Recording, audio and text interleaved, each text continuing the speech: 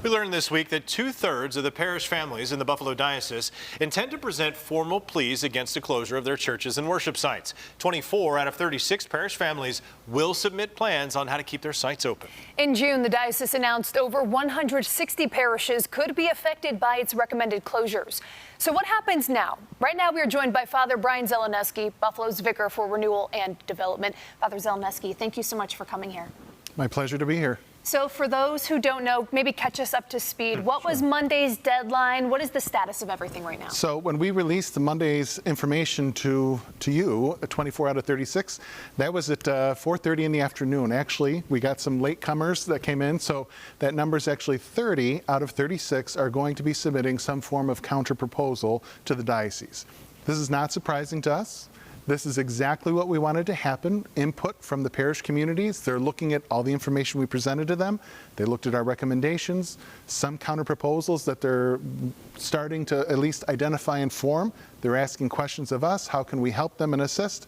But really the 15th deadline was just letting us know, are you going to present something formally back as a counter proposal? You had mentioned that some of the parish families have already submitted their plans, but for the most part, most of them have until August 5th to submit those plans.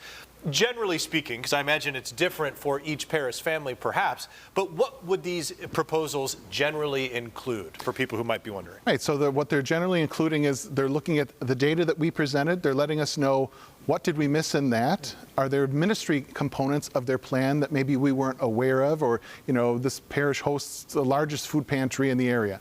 Some of those things that we weren't always aware of those situations, they would let us know, and that this is why this is important to continue as we look forward to these families going forward. I'm curious, those 6 parish families that haven't indicated that they plan on sending a proposal. Have you heard anything from them about No, we what they're did. thinking? So those 6 have indicated they've accepted our recommendations, and so that they are ready to move forward with the recommendations that we put out from the diocese. And so they've talked about it with their families, the parishes, and the leadership, and they've agreed that these are the recommendations they want to embrace. Knowing that this process has been followed almost to a T for the most part since the diocese released what its plan was in the spring, this has been followed step by step, and people have to be at least not surprised by things that are coming down the road. Now we're starting to get to the period of the summer where time is a bit short. How are people feeling? What is the response that you're getting? I feel like at the beginning we were getting a lot of sort of very much concern. I feel like some of those concerns have been allayed over the past several weeks. I feel like it's been very helpful. We've been consistent. Here's the timeline. Here's what we're expecting. Here's the process. Here are the guidelines. We've been walking step by step with everybody. And what I'm hoping that everybody understands is that, the renewal team, myself included, are here to help. We're not here to be an obstacle. We don't have all the answers. We have information. We're trying to make the best decisions going forward, but we need your input and your help to do that. There's still going to be hard decisions to be made.